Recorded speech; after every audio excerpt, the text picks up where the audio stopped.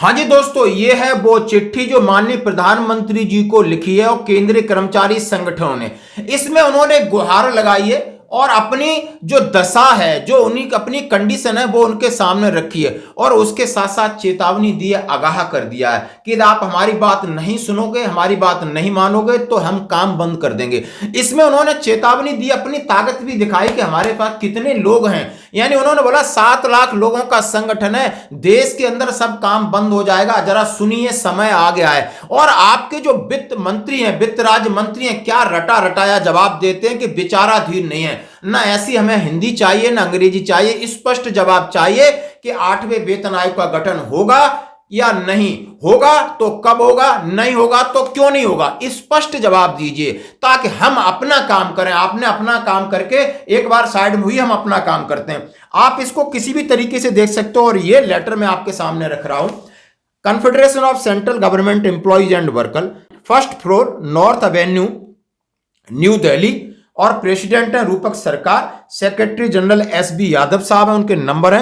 To honourable prime minister, office of prime minister, south block, Raisina hill, new Delhi 110011, 11 December 2024। Request for constitution of 8th central pay commission for central government employees and pension regarding. उन्होंने कहा है कि 9 तारीख को जब जवाब आया तो उन्होंने सीधा सीधा 11 दिसंबर को चिट्ठी लिखते हैं और लिखा है केंद्र सरकार के कर्मचारियों और पेंशनरों के लिए 8वें केंद्रीय वेतन आयोग के गठन का अनुरोध कर रहा हूं मैं। Respected sir, the Confederation of Central Government Employees and Workers represent about 7 lakh central government employees working in various central government departments like Postal, Income Tax, AGS, Adjunct, Audit Department, Survey Department, Census, GSI, CPW, CGHS, etc.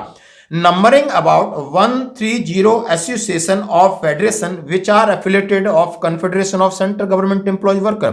उन्होंने कहा कि केंद्र सरकार श्रमिकों का जो pursuing है उसमें केंद्रीय सरकार के तमाम विभाग, जैसे उन्होंने बताया, सारे विभागों के 7 लाख केंद्रीय कर्मचारियों का मैं प्रतिनिधित्व करता हूं। 130 एसोसिएशन हमारे साथ जुड़ी हैं। केंद्र सरकार के कर्मचारियों के वेतन में अंतिम बार 1 जनवरी 2016 से आपने रिवीजन किया। 1/7/2014 तक डीए की पात्रता का प्रतिशत अभी 53% हो गया है। पिछले 9 वर्षों के दौरान वेतन के वास्तविक मूल्य में भारी गिरावट आई है। खासकर कोविड-19 महामारी के बाद पैसे के मूल्य में गिरावट बहुत कम हुई है। उन्होंने कहा है कि आपने 1 जनवरी 2016 के बाद हमारी याद भूल गए हो। बीच में कोविड आया, उसमें काफी महंगाई हुई और आपका पैसा लगभग गिरता जा रहा है। केंद्र सरकारी कर्मचारियों का वेतन ढांचा इतना मजबूत होना चाहिए कि देश की सर्वश्रेष्ठ प्रतिभाओं को आकर्षित कर सकें और इसे हर 5 साल में संशोधित किया जाना चाहिए। सर्वश्रेष्ठ प्रतिभाशाली कर्मचारी अच्छे नेतृत्व और सुशासन प्रदान करने में सहायक होंगे। यानी आप अपना इस ढांचे को बनाइए जो आपकी सरकार के स्तंभ हैं, जो सरकार को चला रहे हैं, न कि वो नेता चला रहे हैं। नेता बैठ के अपने टूर करते हैं। यानी इस ढांचे को कराइए ताकि अच्छे लोग आपके पास इंस्पायर हों। उन्होंने कहा the pay structure of the central government employ should be sound enough to attract the best talent in our country. It should be revise every 5 years. The best talented employees would be instrumental in providing good leadership and good governance। यानी अच्छी सरकार, अच्छा काम करने के लिए आपको talented आदमी चाहिए। आप 10 साल नहीं 5 साल में उनके लिए आपको ध्यान रखना पड़ेगा। वो पढ़ लिख के आते हैं, एग्जाम दे के आते हैं, कंपटीशन फेस करके आते हैं और सारी चीज का एग्जीक्यूटिंग पार्ट है। जितना आप लोग बोलते हो, जितना कानून बनाते हो, उसका क्रियान्वयन जमीन पर ये कर्मचारी करते हैं। और देश के हर एक उन्होंने विभागों के नाम लिए। उन्होंने कहा है भारत सरकार एक आदर्श नियोक्ता है और उसे अपने कर्मचारियों को आरामदायक जीवन प्रदान करने का ध्यान रखना चाहिए ताकि वे केंद्र सरकार के कार्यक्रमों और नीतियों के कार्यान्वयन के लिए अधिक प्रभावी ढंग से काम कर सकें। केंद्र सरकार के कर्मचारियों का वेतन संशोधन 1/1/2026 से दे, क्योंकि हर 10 साल के बाद लागू होता है। उन्होंने सीधा सीधा कहा है the government of India is model employer. It should take care of employees to the provide comfortable living. They are work effectively implementation of the program of policy of central government. The wage revision of central government employees due to 1 January 2006। उन्होंने कहा है कि पिछले केंद्रीय वेतन आयोग ने अपनी रिपोर्ट प्रस्तुत करने में लगभग 2 वर्ष का समय लिया था। सरकार को इस पर विचार करने तथा इसे लागू करने के लिए 6 महीने उसका अधिक समय लगता है। पत्र के साथ एक विस्तृत नोट भी उन्होंने लगाया जिसका अवलोकन किया जा रहा है तथा आवश्यक सकारात्मक कार्रवाई की जा रही है। इसलिए परिसंघ अनुरोध करता है कि समय आ गया है कि 8वें वेतन आयोग के ऊपर बिना किसी विलंब के आप घोषणा करें। उच्च मुद्रास्फीति के स्तर और धन मूल्य में गिरावट के कारण आवश्यक हो गया है ताकि केंद्रीय सरकार के कर्मचारी पेंशनभोगी एक सभ्य जीवन जी सकें। केंद्र सरकार के कार्यक्रमों और नीतियों को लागू करने के लिए अधिक प्रभावी ढंग से काम कर सकें। इससे पूरे देश के आम आदमी को लाभ पहुंचे दोस्तों। और इन्होंने जो नोट्स लगाया है यानी जो टेक्निकल फैक्ट्स हैं वो शामिल किए हैं। अब टेक्निकल फैक्ट्स क्यों, ग्राउंड रियलिटी उन्होंने फैक्ट्स किए। उन्होंने बड़ी विनम्रता से निवेदन कर लिया, सब कुछ कहा कि आप बोलते हो करते नहीं, करते हम हैं। और बॉर्डर पे सेना खड़ी है वो करती है, अर्धसैनिक बल करते हैं, सारा है, तो आप इनका ख्याल नहीं रख सकते। अब उन्होंने विस्तृत नोट लगाया कि केंद्र सरकार के कर्मचारी सरकार की रीढ़ हैं क्योंकि वे केंद्र सरकार के कार्यक्रम और नीतियों को इंप्लीमेंट करते हैं। भारत सरकार के बारे में उन्होंने लिखा है और इन्होंने सीधा सीधा लिखा है कि महामारी के बाद उच्च ब्याज दरें भी कर्मचारियों पेंशनों पर प्रतिकूल प्रभाव डाल रही। आपने रेट ऑफ इंटरेस्ट जो पैसा वसूल रहे हैं, भले कम्यूटेशन का पैसा हो आप बुरी तरह ले रहे हैं, कोई भी हम आपसे चीज लेते हैं तो आप तो पैसा लेते हो, हमारा पैसा इन्वेस्ट करना हो तो आप ब्याज कम देते हैं। मुद्रास्फीति औसतन 4 से 7% के बीच है जो लगभग 5.5%। मुद्रास्फीति दरों के कारण पिछले 9 वर्षों में वास्तविक धन मूल्य में काफी गिरावट आई है, खासकर कोविड की स्थिति में। केंद्र सरकार के कर्मचारियों के लिए एक सभ्य जीवन की बात उन्होंने कहा कि आपने पिछले 9 साल में डीए लगभग 53% ही बढ़ा, जो मैंने सवेरे बात किया है कि यह भी एक चिंता का विषय है। उन्होंने कहा किसी भी वेतन की संरचना की अवधि 5 साल होनी चाहिए, 5 साल के बाद आप संशोधन करिए। प्रति व्यक्ति मासिक घरेलू उपभोग व्यय 2011-12 से 2022-23 के दौरान दुगने से अधिक हो गया है।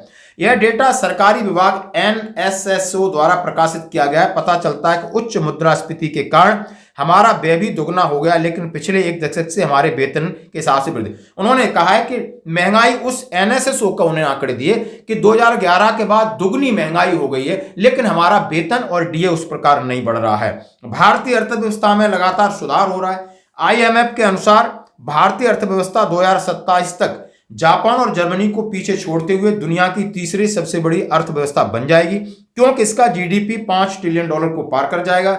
इसलिए केंद्र सरकार के पास भुगतान करने की अच्छी और असम क्षमता है। केंद्र सरकार के विभागों के लाभ हानि को ध्यान में नहीं दिया जाना चाहिए, क्योंकि केंद्र सरकार का सामाजिक उत्तरदायित्व रक्षा, डाक, सड़क, रेलवे, जल, खाद्य, स्वास्थ्य, सर्वेक्षण आदि विभाग जैसी सामाजिक सेवाएं प्रदान करना है। केंद्र सरकार ये न सोचे कि कौन सा विभाग हमें पैसा देता है, इसलिए चाहे उन्होंने डिफेंस फोर्सेस की बात हुई, उन्होंने ट्रैक की बात हुई, रेलवे की बात हुई, और तमाम उन्होंने कहा कि 7वें केंद्रीय वेतन आयोग की सिफारिशों में ये सीधी तरीके से उन्होंने इसकी अनुशंसा की बात की कि बिना 10 साल का इंतजार किए हुए आप इनके पेमेंट वेतन वृद्धि कर सकते हो। सभी स्तरों पर कर्मचारियों की मुख्य अपेक्षा यह है कि उनके वेतन में उल्लेखनीय वृद्धि हो, अन्य सुविधाओं में सुधार हो। वेतन संरचना में मुद्रास्फीति के परिणाम स्वरूप पारिश्रमिक वास्तविक मूल्य में किसी महत्वपूर्ण गिरावट को संशोधित करने की आवश्यकता नहीं होनी चाहिए। उन्होंने तमाम चीजों का हवाला दिया, ये आप देख सकते हो। SB यादव प्रधान सचिव हैं। आप ये चिट्ठी चाहिए, हिंदी में चाहिए, अंग्रेजी में चाहिए, हम आपके सामने लाएंगे। अब मैं इसको बात कहता हूं कि इन्होंने सारी चीजें कवर की। उन्होंने कहा कि आप देख सकते हो कि महंगाई जबरदस्त बढ़ रही है, महंगाई नहीं बढ़ रही है। और उन्होंने कहा है कि एक आम आदमी का औसतन जीवन में जो महंगाई चीज है या उसका जीवन लाइफ जीने के लिए उसको डबल पैसे चाहिए, लेकिन उसका वेतन वृद्धि या पेंशन में वृद्धि नहीं हो रही है। उन्होंने कहा है कि जितने भी केंद्रीय कर्मचारी हैं, जो देश इसकी रीढ़ की हड्डी हैं, जो भी आप आदेश देते हो काम करने वाले वो हैं, चाहे रक्षा वाले बात हो, पैरामिलिट्री फोर्सेस हो, चाहे रेलवे हो, चाहे डाक हो, चाहे और दूसरे केंद्रीय कर्मचारी, जितने आपके विभाग हैं, एजेंसी हैं, वो सारे काम कर रहे हैं। तो उन्होंने सरकार से सीधा सीधा गुहार लगाया कि अब वो वक्त आ गया कि आप इसके ऊपर अपने पत्ते खोलें। नहीं, उन्होंने सीधा सीधा उसमें एक आप अखबार में देख सकते हो कि 25 जनवरी को, यानी ये कब से कहा है, घोषणा उनको 1 फरवरी को चाहिए जब आम बजट हो रहा है। आम बजट में घोषणा से पहले 25 जनवरी तक जवाब मांगा है, नहीं तो ये काम बंद करके सड़कों पे जाएंगे, ये भी चेतावनी दी है ताकि सरकार के ऊपर दबाव बना जाए। अब सरकार की बड़ी विडंबना है, सरकार को ऐसी क्या मुसीबत है कि इस पर स्पष्ट जवाब नहीं दे पा रहे। हम और आप सब परेशान हैं। कोई आंकड़े लगा रहा है, फिटमेंट फैक्टर की बात हो रही है, डीए मर्ज की बात हो रही है, तमाम बातें तो चल रही हैं, लेकिन इनको जवाब देने में सिर्फ विचाराधीन नहीं है। ये कौन सा जवाब है? जब 10 सवाल पूछे हैं लोगों ने, राज्यसभा में पूछे, लोकसभा में पूछे, बाहर रिपोर्टर से पूछ रहे हैं, लेटर लिखे जा रहे हैं, आपके पास जवाब नहीं है। ये जवाब अर्थव्यवस्था की बात करते हो, सब कुछ मिलेगा की बात करते हो, लेकिन क्या मिलेगा, कब मिलेगा, कैसे मिलेगा, इसका जवाब देने में सरकार कहीं ना कहीं बैक फुट पे। आप अपना राय जरूर व्यक्त करें। धन्यवाद।